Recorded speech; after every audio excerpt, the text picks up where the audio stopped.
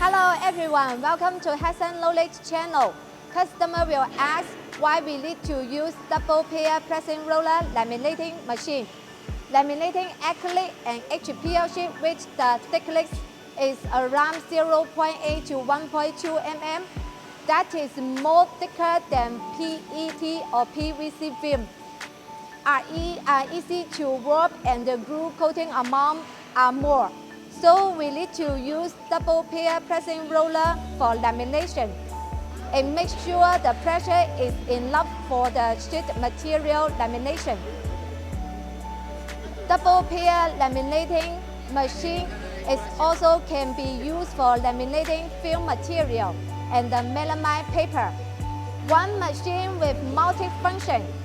More information, please keep eyes on Hessan Knowledge channel. See you next time.